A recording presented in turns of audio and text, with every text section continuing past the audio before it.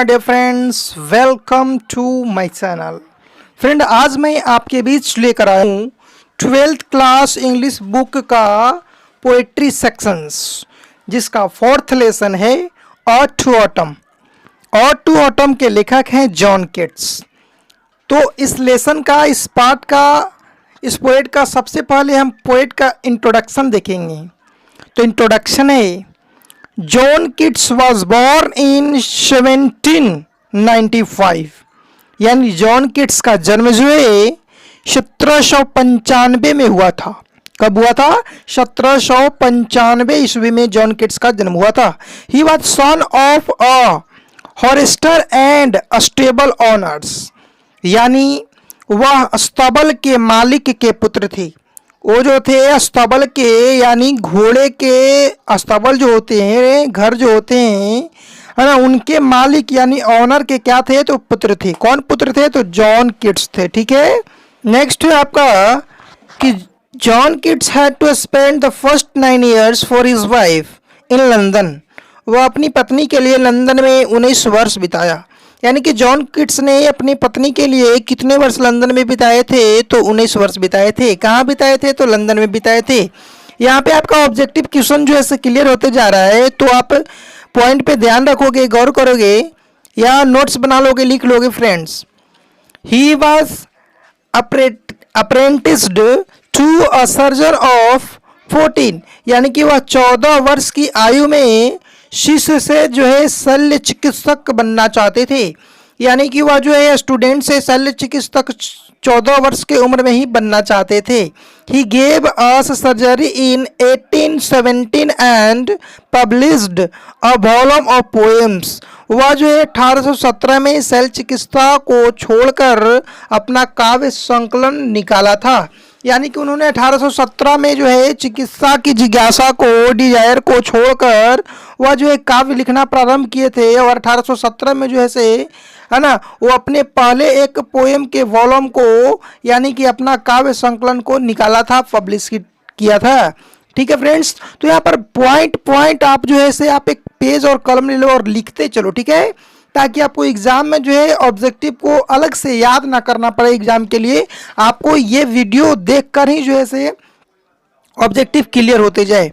और आप कोशिश करोगे कि शुरू से लास्ट तक वीडियो देखो, ताकि जब तक शुरू से लास्ट तक वीडियो को नहीं देखोगे फ्रेंड्स, तो आपको क्लियर जो है पॉइंट बाय पॉइंट क्लियर नहीं होगा। ठीक है फ्रेंड्स, और इसको ज़्यादा से ज़्यादा शेयर करो। और यदि आप इस चैनल पे नए हो तो इसे सब्सक्राइब कर लो, लाइक कर दो और बेल आइकन को भी दबा दो। ठीक है फ्रेंड्स, नेक्स्ट लाइन है यहाँ पे कि his brother died of tuberculosis and he symptom of the same disease. यानी उनके बड़े भाई क्षय रोग से मर गए थे। उनके भाई जो है, उनके बड़े भाई जो हैं, लेखक के जॉन किट्स के बड़े भाई जो हैं, वह क्षय रोगों के कारण जो है मर गए थे। यानी कि है ना, उनकी मृत्यु हो गई थी। और उन्हीं भी जो है ना, क्षय रोग हो गया था। यानी कि वही सेम रोग, वही डिसीज जो है उन्हें भी हो गया था। और वही डिसीज के कारण वो भी, जॉन किट्स भी जो है मारे गए थे। यानी उनके बड़े भाई का रोग ही जो है ना, जॉन किट्स को जो है पकड़ लिया था, धर लिया था, सेम रोग हो गया था, जिसके कारण उनकी भी मृत्यु हो गई थी। नेक्स्ट लाइन है यहाँ पर कि हिज पोएट्री, है ना, इंडेमिन, है ना, लैमिट एस्ट्री अगेंस्ट ईव एंड हैप्रियन आर, है ना, मास्टरपीसेस। यानी कि उनकी प्रसिद्ध कविताएं हैं, है ना, इंडेमियन है, लामिया है, संत अग्निज एवं हाइपेरियन है। ठीक है। He wrote many odds, odd to मेनक्लोनी, odd to a Nightingale, odd to a Germanic Aron and odd to autumn. ठीक है, उन्होंने ओड भी लिखा, जैसे कि odd to मिल्कली, odd to Nightingale, odd to Grecian earn एवं ओड टू ऑटम प्रसिद्ध हैं। यानी कि बहुत सारे उन्होंने ओड को लिखा, बहुत सारे उन्होंने ओड को लिखा, लेकिन यहाँ पर जो है कुछ ओड्स जो हैं उनको बहुत ही प्रसिद्ध है, फेमस है। ठीक है फ्रेंड्स, नेक्स्ट लाइन है यहाँ पे फ्रेंड्स, नेक्स्ट लाइन है कि Keats died in 1821। John Keats की मृत्यु जो है 1821 ईस्वी में हुआ था। जॉन कीट्स की मृत्यु जो है 1821 ईस्वी में हुआ था। Ode to autumn was composed in 1812, यानी ऑड टू ऑटम 1812 ईस्वी में लिखा गया था। ऑड टू ऑटम जो है 1812 ईस्वी में लिखा गया था। Ode to autumn Keats was inspired by, है ना, ऑटम्स ब्यूटी, यानी ऑड टू ऑटम्स किड्स शरद की खूबसूरती से प्रेरित थे। ऑड टू ऑटम जो है यह शरद की खूबसूरती, यानी कि शरद ऋतु में जो खूबसूरतियाँ होती हैं, जो मनमोहक जो दृश्य होती हैं, है ना, जो मनमोहक जो हमारी भूमि होती है, बागें होते हैं, उनकी खूबसूरती को देखकर जो है ऑड टू ऑटम को जॉन कीट्स ने लिखा है और उसी के बारे में जो है यहाँ पर एक्सप्लेन किए हैं। ऑड टू ऑटम में किड्स जो हैं इंस्पायर्ड होते हैं, यानी उनकी प्रेरित होते हैं उसकी खूबसूरती से, शरद ऋतु की खूबसूरती से जो है उन्हें बहुत ही अच्छा लगता है, उनको जो है ना, और वही जो है इनको शरद की खूबसूरती को जो है एक पोएम के रूप में जो है से परिणत कर देते हैं, वो चेंज कर देते हैं, बदल देते हैं।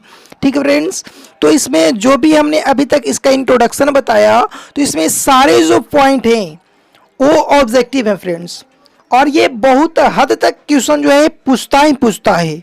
तो आप इस जो भी ऑब्जेक्टिव जो बन रहे हैं, जो हिंदी इंग्लिश हमने रूपांतरित किया है, तो आप इसको नोट्स बनाते चलोगे। जब भी इस वीडियो को देखो तो एक कॉपी और एक कलम लेकर बैठो और इसको डिनोट करते जाओ नंबर बाय नंबर, है ना, 1 2 करके जो है ऑब्जेक्टिव के तहत जो है से बनाते जाओ और इसको माइंड में सेव करते जाओ। ठीक है फ्रेंड, देखो जब तक आप इसे रिमेंबर नहीं करोगे, याद नहीं करोगे, तो होने वाला कुछ नहीं है। ठीक है फ्रेंड्स, तो आप सबसे पहले इसको देखो, है ना, समझो, है ना, 1 बार नहीं 2 बार देखो, 3 बार देखो, लेकिन वीडियो को कट मत करो। जब भी देखो तो शुरू से अंत तक देखो। ठीक है, और अपने फ्रेंड्स को भी शेयर करो ताकि वो भी देखकर कुछ सीख पाएं। और यदि कुछ त्रुटियां हो जाएं इस वीडियो में, हिंदी करने में, एक्सप्लेन करने में, या मुझे समझाने नहीं आ रहा हो, तो आप मुझे कमेंट के माध्यम से बता सकते हो कि सर यहाँ पे आपका फॉल्ट है, आप यहाँ पर गलत रॉन्ग जो है उच्चारण कर रहे हो या रॉन्ग चीज़ बता रहे हो, उसका हिंदी ये होगा। ठीक है फ्रेंड्स, तो मैं उसको सॉल्व करने का प्रयास करूँगा। ठीक है फ्रेंड्स, तो आप इस पर गौर करोगे। अब हम चलते हैं ऑड टू ऑटम की पोएम्स की ओर। अब हम इसको पोएम को 1 बाय 1 स्टेज को डिनोटेड करेंगे, हिंदी एक्सप्लेन करते जाएंगे। इसके पहले आप यदि मेरे चैनल पे नए हो फ्रेंड्स, तो इस चैनल को सब्सक्राइब कर दो, लाइक कर दो, है ना, इसे, और बेल आइकन को भी दबा दो ताकि जब भी मैं न्यू चैप्टर का वीडियो बनाऊं तब सबसे पहले आपके पास पहुंचे, है ना फ्रेंड्स। तो मोबाइल, जो भी आप मोबाइल यूज़ करते हो, लैपटॉप यूज़ करते हो फ्रेंड्स, तो सिर्फ उसको रॉन्ग डिसीजन यानी कि बैड हैबिट के लिए मत यूज़ करो, उसमें मूवीज़ देखा मत करो। जो भी इंपॉर्टेंट्स आपके लिए है उसको देखा करो तो अच्छा रहेगा फ्रेंड्स, है ना। जो भी आप मोबाइल खरीदते हो, कॉस्टली खरीदते हो, उसका यूज़ जो है आप अच्छा से करो ताकि आप लाइफ में कुछ कर सकते हो। ठीक है, तो चलते हैं पोएम की ओर। तो अब हम पोएम के लाइंस को एक्सप्लेन करेंगे। तो यहाँ पर देखिए, फर्स्ट लाइन है कि सीजन ऑफ मिस्ट एंड मेलो फ्रूटनेस। सीजन ऑफ मिस्ट एंड मेलो फ्रूटनेस यानी कोहरा तथा मिठास से भरा मौसम। कोहरा तथा मिठास से भरा मौसम। कोहरा आप जो ठंडी के दिनों में जो है, आपको शरद के दिनों में जो कोहरा गिरते हैं और जब पत्तियों पर पड़ते हैं ना, वो जो कुहासा जिसको बोलते हैं आप लोग, है ना, तो वही कहता है कोहरा तथा मिठास से भरा मौसम। उस समय जो है बहुत सारे फल भी जो है से मीठे स्वाद से भरे हुए होते हैं, है ना, वही कहता है कि कोहरा तथा मिठास से भरा मौसम, close bosom friend of the maturing sun, और पूर्ण विकसित सूर्य का नज़दीकी गहरा संबंध। और उस मौसम से जो है सूर्य का गहरा संबंध बता रहा है कि किस प्रकार से सूर्य जो है ना, उसको रसों से भर देता है, मिठासों से भर देता है। ठीक है फ्रेंड्स, नेक्स्ट लाइन है कि conspiring with him how to load and bless, यानी मिलकर बना रहे हैं योजना, मिलकर बना रहे हैं योजना कि कैसे फल लगे और परवान चढ़े।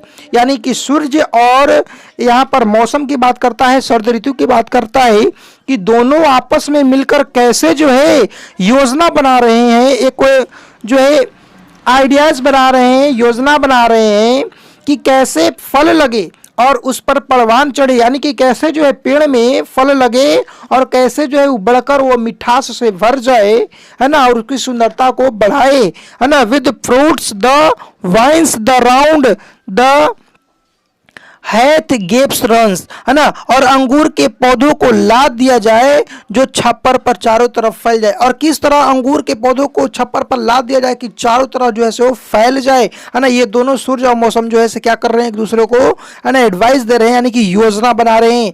To bend with apples the most cottage tree, है ना, to bend with apples the most cottage tree, यानी झुकने को है सेब से कुटिया के पास लगे पेड़। जो कुटिया के पास पेड़ जो लगा है, झोपड़ी के पास जो पेड़ लगा हुआ है ना, वह सेब से लदकर झुकने को है, यानी कि पृथ्वी में सटने को है। इतना उसमें फल लग गया है ना, उतना उसमें अच्छे फल लग चुके हैं कि वह जो है अब झुकने को है। And fill all fruits with ripeness to the core, और सभी फल रसों से भरे पड़े हैं, यानी कि जितने भी फल उसमें लगे हुए हैं, जितने भी फल जो है उस मौसम में उग रहे हैं, है ना, वो सारे के सारे जो है रस से भर चुके हैं। ये दोनों जो है अपने आप में बात कर रहे हैं, योजना बना रहे हैं कि सारे फल जो है रस से भर चुके हैं और इतने फल लद गए हैं कि वो जो है से झुक रहे हैं, है ना, पृथ्वी को चूम रहे हैं।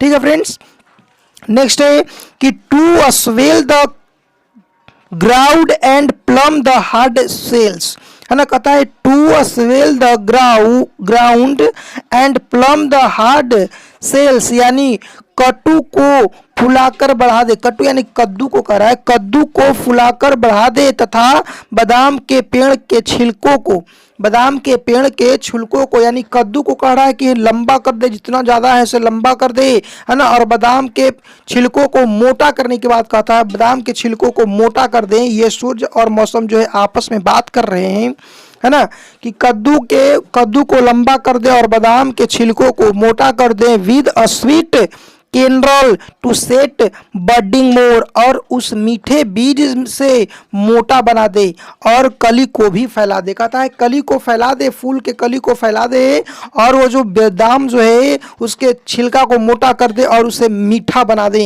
है ना।